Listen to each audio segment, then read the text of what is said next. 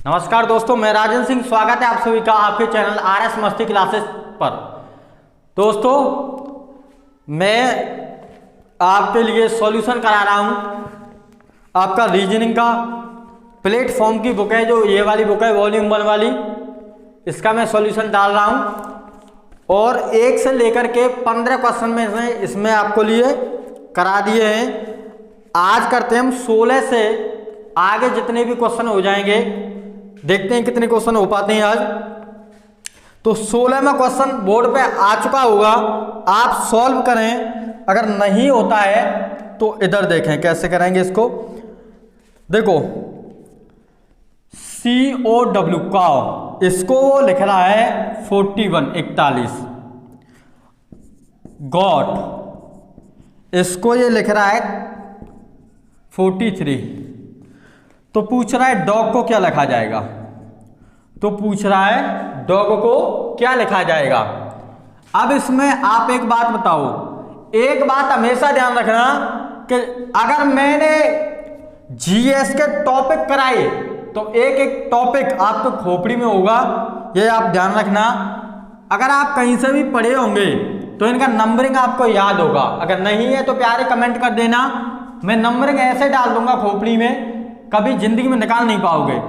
C यानी कि C कितने नंबर पर आता है, 3 पर आता है। O आता है आपका 15 पर और W आता है आपका 23 पर। अगर इन सबको मैं जोड़ दूं, क्या मेरे 41 हो रहे हैं? तो देखते हैं 20, 30, 5, 35, 38, 38 और 3 41 बिल्कुल हो रहे हैं। तो क्या इसमें भी ये काम करेगा? देखते हैं। देखो G का कोड कितना होता है 7। कोड क्या होता है ये मैं आपको बता दूंगी। ये नंबर होता है। G कितने नंबर पर 7 पे आती है, O आता है 15 पर और A आती है 1 पर और T आता है 20 पर। अब देखते हैं क्या ये 43 हो रहे हैं। 20, 30, 5, 35, 1 36 और 7 43 बिल्कुल हो रहे हैं। तो डॉग को क्या लिखेंगे बताओ। D कितने नंबर पर आएगा 4 पर, O आएगा 15 पर और G आएगा तुम्हारा 7 पर। तो आपका ये हो जाएगा 11 और 11 इसमें जोड़ेंगे तो ये हो जाएगा 26। यानी कि डॉग को हम क्या लिखेंगे 26 लिखेंगे, 26 लिखेंगे। ऑप्शन कौन सा सही है? तो ऑप्शन नंबर आपका सही होगा D। प्यारे, अगर समझने में कोई दिक्कत है, समझने में इसमें कोई दिक्कत तो होगी नहीं वैसे, क्योंकि इसके सारे नंबर को आपस में जोड़ दिया, उनको ऐड करके उसके सामने लिख दिया है। अगर ये आपको नंबर याद है तो बड़ी ही आसानी से आपने ये सॉल्व किया होगा। अगर नंबर याद नहीं है तो आप मुझे कमेंट कर देना, उसकी मेरे पास ज़बरदस्त ट्रिक है, तो आप नंबर को याद कर लोगे। अगला क्वेश्चन आपके बोर्ड पर है, आप पढ़िए और इसको करके देखिए। देखिए क्वेश्चन है आपका, जूलिया ने अपने घर से उत्तर दिशा में चलना शुरू किया। एक लड़की है जूलिया, उसने उत्तर, देखो मैं दिशा के बारे में आपको थोड़ा सा बता देता हूँ। यह हमारी दिशा होती है, इसे ये होता है उत्तर, दक्षिण, ये पूरब और ये होता है बाबू पश्चिम। इनके बीचों बीच और होती हैं, ये होता है उत्तर पूरब, ये होता है दक्षिण पूरब, ये होता है पश्चिम दक्षिण और ये होता है आपका पश्चिम उत्तर।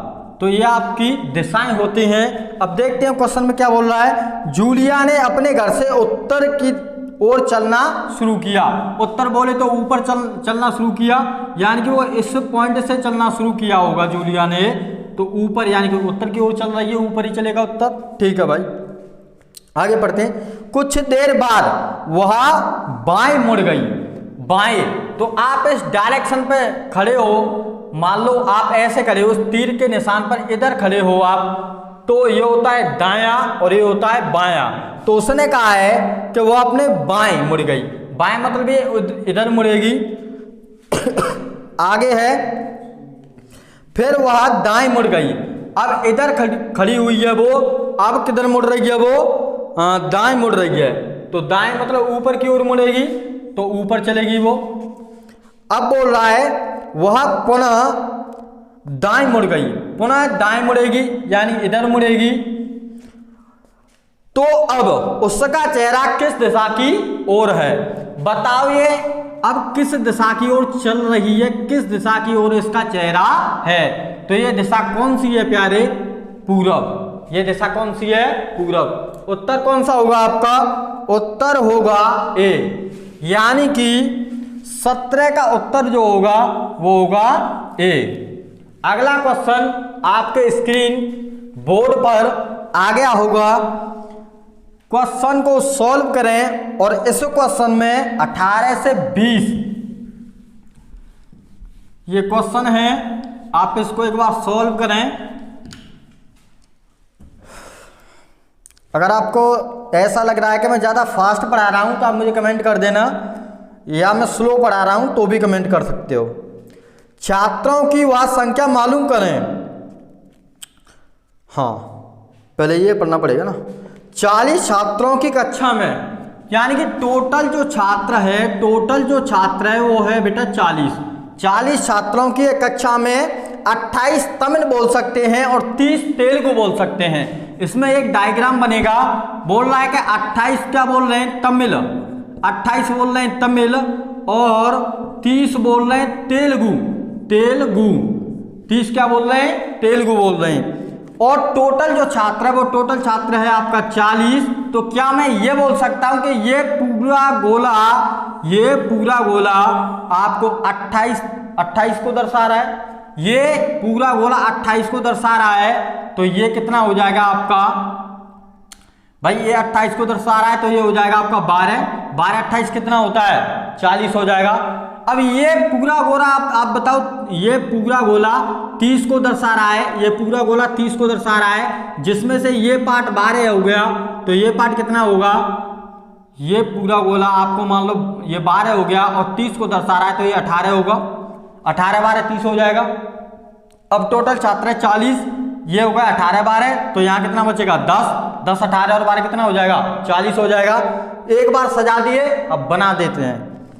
क्वेश्चन 18 क्या कह रहा है देखो, छात्रों की संख्या मालूम करें जो केवल तेलुगु बोलते हैं। तेलुगु बताओ कितने बच्चे बोल रहे हैं इसमें, तेलुगु की बात कर रहा है भाई साहब, केवल तेलुगु बोल रहे हैं 12, तो ऑप्शन नंबर सी, यानी कि 18 का ऑप्शन नंबर सी सही होगा। बात करते हैं 19 में कह रहा है छात्रों की वह संख्या मालूम करें जो तमिल और तेलुगु दोनों बोल सकते हैं। तो तमिल और तेलुगु दोनों बोल रहे हैं, ये 18, यानी कि ऑप्शन नंबर सी, 19 का भी ऑप्शन नंबर सी। अब बात करते हैं 20, छात्रों की वह संख्या मालूम करें जो केवल तमिल बोल सकते हैं। तो तमिल कितने बोल रहे हैं, 10 बच्चे बोल रहे हैं। ऑप्शन नंबर आपका कौन सा होगा, 20 का होगा, ऑप्शन नंबर बी। तो इस तरीके से आप इस सवाल को कर सकते हो। अगर सवाल समझ में कोई दिक्कत हो रहा है प्यारे, तो एक बार वीडियो को रिवाइज करना, वापस करना थोड़ा सा और दोबारा से देखना, बिल्कुल क्लियर हो जाएगा। और कमेंट करते रहना, क्योंकि आप लोग कमेंट करोगे तो हमें मोटिवेशन थोड़ा सा मिल जाएगा।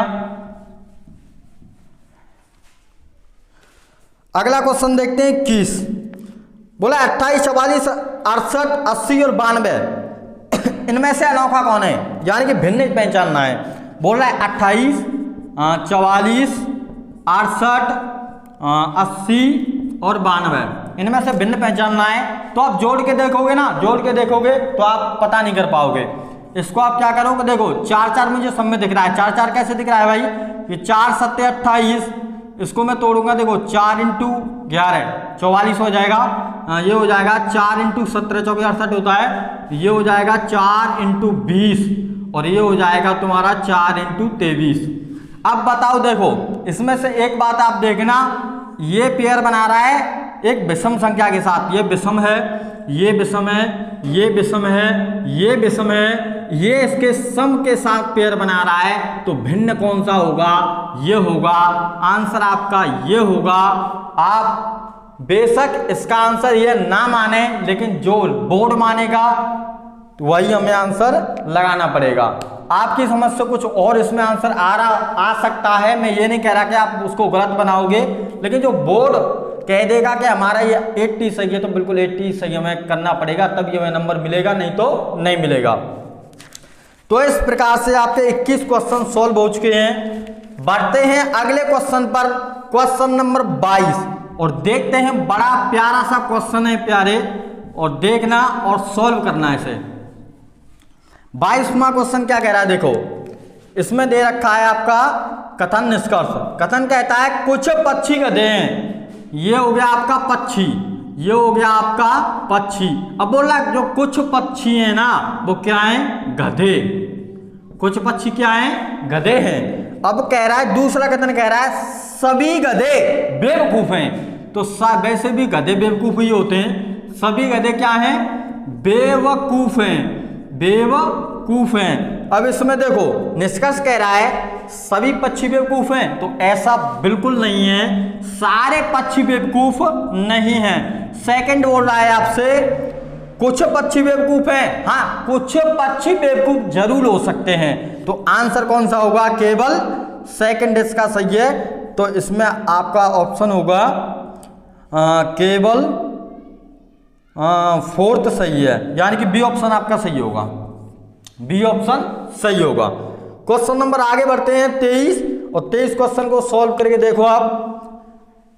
क्वेश्चन बहुत ही अच्छा है, आप जितना ज्यादा प्रैक्टिस करोगे उतना आप सक्सेस की तरफ बढ़ते जाओगे, और जितना ज्यादा आप टाइम को खराब करोगे एक दिन आपको टाइम खराब कर देगा, यह ध्यान रखना। 23वां क्वेश्चन है 5 विद्यार्थी प्रियंका, मेरी, सुनील, आशा व रेयान एक कतार में खड़े हैं। प्रियंका सुनील और आशा से आगे खड़ी है।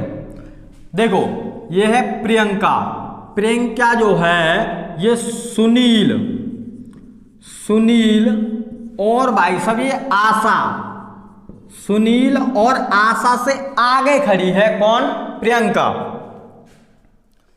रेयान व आशा के बीच में सुनील खड़ा है, रेयान और आशा के बीच में सुनील खड़ा है, यानी कि बीच में खड़ा है सुनील, किस किस के, रेयान और आशा के। तो यहां अगर मैं इसको रेयान मान लूं, ये हो गया रेयान और ये हो गया आशा, आशा के बीच में तो वैसे सुनील आ रहा है, रेयान और आशा के बीच में सुनील खड़ा है, रेयान और आशा के बीच में सुनील खड़ा है। सुनील व मेरी के बीच में रेयान खड़ा है, सुनील और मेरी, या मैं मेरी मान लेता हूं, ये मेरी हो गई, इसके बीच में कौन खड़ा है, रेयान, बिल्कुल।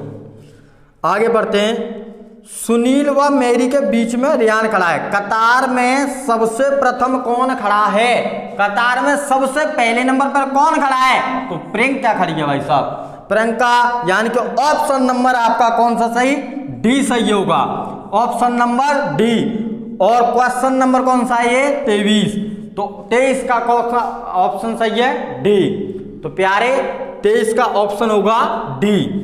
अब क्वेश्चन नंबर 24 पर चलते हैं और इसको बनाने की कोशिश करते हैं। अगर प्यारे वीडियो पसंद आ रहा है तो लाइक और शेयर जरूर से जरूर करें, और एक एक क्वेश्चन इसका सॉल्व करेंगे हम।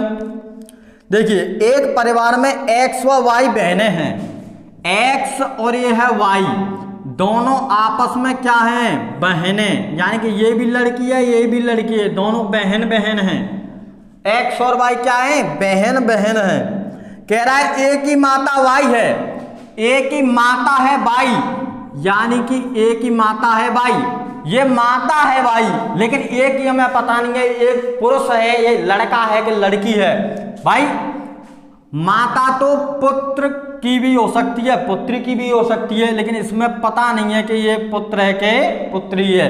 लेकिन इसने इतना बोल दिया है कि वाई का जो एक ही माता वाई है। आगे बढ़ते हैं। ए का पुत्र सी है, ए का पुत्र है सी, इसका पुत्र सी है, इसका हमें पता है कि ये सी है और लड़का है, इसका हमें पता है ये सी है और लड़का है, लड़का है तो उसको प्लस, और लड़की है तो या महिला है तो उसको माइनस से दर्शाते हैं। जब पढ़ाएंगे तब आपको बिल्कुल विस्तार रूप में बता दिया जाएगा। आगे इसमें दे रखा है एक्स का पुत्र बी है, यानी कि एक्स का पुत्र है बाबू बी, एक्स का पुत्र बी, ये भी लड़का है। अब बोल रहा है निम्न में से कौन सा कथन सही है। कथन को पढ़ें और आंसर का जवाब दें। पहला कथन सुनो, ए व बी चचेरे भाई हैं, ए और बी चचेरे भाई हैं, बिल्कुल हो सकते हैं भाई साहब। ए और बी चचेरे ममेरे फुफेरे ये सभी कजन होते हैं, तो ए और बी चचेरे भाई बिल्कुल हो सकते हैं। ऑप्शन नंबर ए ही आपका सही है, लेकिन आपके लिए मैं 4 ऑप्शन पढ़ देता हूं। देखो बी ऑप्शन क्या कह रहा है, एक्स व वाई, एक्स और वाई का पुत्र ए है, तो एक्स और वाई का पुत्र ए बिल्कुल गलत है। ये तो वाई का पुत्र या पुत्री हो सकती है, एक्स और वाई का पुत्र ए नहीं हो सकता, और इसका हमें लिंग ही नहीं पता कि पुरुष है या स्त्री है, तो हम कैसे कह सकते हैं कि एक्स और वाई का पुत्र है? ये पुत्री भी तो हो सकती है। अगला देखते हैं, बी का पिता एक्स है, बी का पिता एक्स है, बिल्कुल गलत है। बी की ये माता है, पिता नहीं है। अगला पढ़ते हैं डी, सी की दादी माँ, भाई इससे तो दूर दूर से संबंध नहीं है, तो ऑप्शन आपका कौन सा सही होगा? ए। ऑप्शन कौन सा सही होगा? ए। अगर आपको पढ़ाने का तरीका और क्वेश्चन की स्पीड दोनों ही अगर अच्छे लग रहे हैं तो वीडियो को लाइक और चैनल को अभी तक सब्सक्राइब नहीं किया तो सब्सक्राइब कर लेना, क्योंकि आपके एक सब्सक्राइबर से हमें आप मोटिवेट करते हो। आपका एक कमेंट हमारे लिए बहुत ही महत्वपूर्ण होता है। हमें पता चलता है कि आपको हमारी वीडियो पसंद आ रही है या नहीं आ रही। तो हर नए व्यक्ति का साथ दो। अभी हम नए हैं यूट्यूब पर, तो हमारा साथ आप लोगों को देना होगा, क्योंकि तभी हम आगे बढ़ पाएंगे। क्योंकि हम भी मेहनत कर रहे हैं, और जो बंदा मेहनत करता है उसको भगवान भी कहीं ना कहीं से मदद करता है, और जो व्यक्ति सोता रहता है उसका भगवान भी मदद नहीं करता है। देखते हैं क्वेश्चन नंबर अगला। क्वेश्चन है आपका नंबर 25। क्वेश्चन आ गया होगा, सॉल्व करें। देखो ये कथन निष्कर्ष वही वाला क्वेश्चन है, देखते हैं इसको। कह दिए गए कथनों में कौन सा कथन सत्य होगा? पहला कथन बोलता है, पहला कथन बोल रहा है भाई साहब, इसका कथन कह रहा है सभी खिलाड़ी मजबूत हैं। ये हो गया आपका खिलाड़ी, ये हो गया खिलाड़ी, और ये हो गया सभी खिलाड़ी क्या हैं? मजबूत हैं भाई साहब, मजबूत हैं। जिस दिन टॉपिक पढ़ाएंगे उस दिन विस्तार रूप से बताएंगे, टेंशन ना लो। सभी खिलाड़ी मजबूत हैं, सभी सशक्त लोग लंबे हैं। ये हो गए सशक्त, ये हो गए सशक्त, ये हो गए सशक्त, और सभी सशक्त लोग क्या हैं? लंबे हैं, लंबे हैं। अब अगला कह रहा है अजीत सशक्त है, तो अजीत सशक्त है तो अजीत इसमें होगा, क्योंकि ये सशक्त है और सभी सशक्त लंबे हैं। ठीक है, एक और बढ़ते हैं। अजीत एक खिलाड़ी है, तो अजीत भाई साहब दूर दूर तक खिलाड़ियों के नामो निशान नहीं है यहाँ तक, तो अजीत एक खिलाड़ी है, बिल्कुल नहीं है। नंबर बी, अजीत लंबा, बिल्कुल हो सकता है भाई साहब, अजीत सशक्त है और सभी सशक्त लोग क्या हैं? लंबे, तो अजीत लंबा बिल्कुल हो सकता है। ऑप्शन नंबर बी सही होगा। आगे अगर पढ़ना चाहो तो पढ़ सकते हैं। अजीत एक लंबा खिलाड़ी है तो ऐसा बात नहीं है, केवल अजीत ही लंबा नहीं होगा, उसमें और भी खिलाड़ी होंगे जो कि वो भी लंबे होंगे। इसमें कह रखा है कि अजीत एक लंबा खिलाड़ी है, यानी कि इसको ऐसे दर्शा रहा है जैसे कि अजीत ही एक ऐसा खिलाड़ी है जो कि लंबा है। भाई इसके अलावा और भी खिलाड़ी होंगे, वो भी तो लंबे हो सकते हैं, तो सी भी आपका क्या होगा? गलत होगा। डी, निष्कर्ष नहीं निकाला जा सकता, ऐसा तो कोई बात ही नहीं है, निकाल तो दिया। बात अगले की करते हैं, 27वां क्वेश्चन, और उड़ा दीजिए इसको। 27वां क्वेश्चन आपके लिए, देखते हैं कितने बच्चे कमेंट करके बताते हैं हमें। अगर आप वास्तव में पढ़ाई कर रहे हो तो ये क्वेश्चन इतने भी टफ नहीं है कि आप इनको उड़ा ना पाओ। प्रयास करते रहो, क्योंकि बड़े बड़े व्यक्ति यहां तक पहुंचे हैं तो प्रयास से ही वो पहुंचते हैं। 27वां क्वेश्चन पढ़ते हैं। मुरली अपने कुत्ते को सैर पर ले जाता है। मुरली, ये हो गया भाई साहब मुरली। अब मुरली अपने कुत्ते को कहां ले जा रहा है? सैर पर ले जा रहा है। वह एक चौराहे पर बाईं ओर मुड़ता है और दक्षिण दिशा की ओर चलता है। बाईं ओर मुड़ने से पहले वह किस दिशा में चल रहा था? ये कोई बाबू चौराहा है, ये कोई चौराहा है। अब ये बोल रहा है कि मुरली जो है वो मैंने मान लिया इस पॉइंट पर था, समझना थोड़ी देर। मुरली इस पॉइंट पर था और अपने कुत्ते को लेकर के ऐसे जा रहा था सैर कराने के लिए। अब बाईं ओर मुड़ा तो ऊपर होगा दायां, नीचे होगा बायां, और उत्तर की ओर चला तो हमें पता है कि उत्तर इधर ही होता है, अभी बताया मैंने। उत्तर बोला है दक्षिण बोला इसने, एक सेकंड। दक्षिण की ओर चला तो दक्षिण नीचे होता है, तो दक्षिण यानी इधर ही चलेगा। तो ये पूछ रहा है बाईं ओर मुड़ने से पहले वो किस दिशा में चल रहा था। तो बाईं ओर मुड़ने से पहले तो वो इस दिशा में चल रहा था, इस दिशा में ही तो चल के आ रहा था बाईं ओर मुड़ने से पहले। तो ये कौन सा दिशा होगा, ये कौन सा दिशा होता है, पूरब होता है, पश्चिम होता है, तो आंसर कौन सा होगा, पश्चिम होगा। अब कुछ व्यक्ति यहाँ पर ये बोल रहे होंगे भाई साहब कि ये ऐसे कर भी तो मुड़ सकता था, ये ऐसे करके भी तो ऐसे मुड़ सकता था, फिर भी तो दक्षिण में ही मुड़ता। आपने ऐसे कैसे बोल दिया कि ऐसे ही मुड़ा है। तो ये सोचने की बात है, और ध्यान से सोचिएगा इसको। मैं बताता हूं कि यहां से अगर आप इसको मोड़ते और दाईं ओर मोड़ते, इसमें बोल रहा है आपका कि दक्षिण की ओर चलता है और बाईं मुड़ता है, तो ये दायां होते बायां होता, तो इधर नहीं मुड़ता भाई साहब, फिर इधर मुड़ जाता। और वो बोल रहा है दक्षिण की ओर चल रहा है, तो दक्षिण वाला इधर होता ही नहीं है, तो इधर से तो मोड़ ही नहीं सकते भाई साहब। तो मोड़ेंगे तो इधर से ही मोड़ेंगे। जिस व्यक्ति के ये समझ में नहीं आया है, वीडियो को एक बार रिवाइज करें, स्किप करें पीछे की ओर और दोबारा से देखें। समझ ना आए तब कहना कमेंट करके। अगला क्वेश्चन सॉल्व करो। अब अगला क्वेश्चन है आपका, देखो क्वेश्चन नंबर 28। नीचे दिए गए कथन आंसर दो तर्क द्वारा दिए गए हैं। आपको यह बताना है कि कौन सा तर्क मजबूत है, कौन सा तर्क ज्यादा ही मजबूत है, यह बताना है आपको। कथन बोल रहा है, देखो मोबाइल के उपयोग और सेल फोन के टावरों में वृद्धि हुई है। ये कथन ने बोल दिया कि मोबाइल के उपयोग और सेल फोन के टावरों में वृद्धि हुई है। तो मोबाइल फोन अधिक बढ़ेगा तो टावर भी अधिक लगाने पड़ेंगे। मोबाइल आप अधिक बढ़ाओगे तो टावर भी तो अधिक लगाने पड़ेंगे। तो ये तो कथन की बात है। अब तर्क पर आते हैं।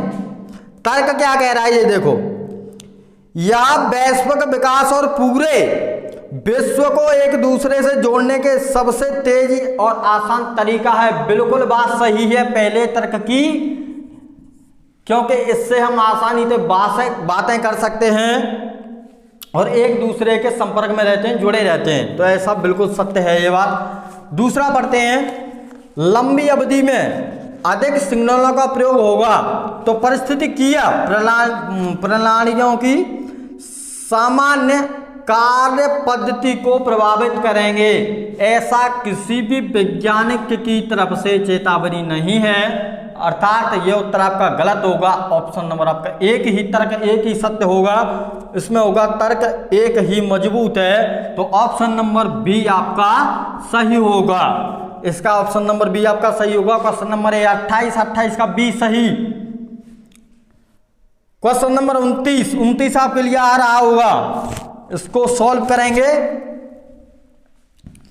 देखते हैं आज कितने लोग कमेंट करके जवाब देते हैं, कितने लोग पढ़ने वाले हैं, ये देखते हैं आज।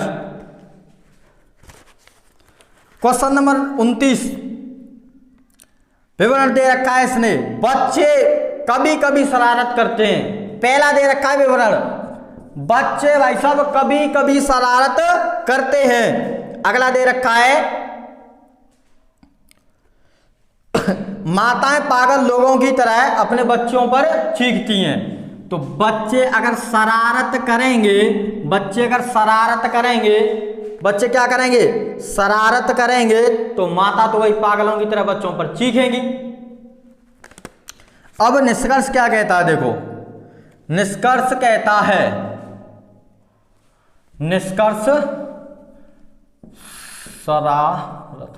निष्कर्ष क्या कहता है,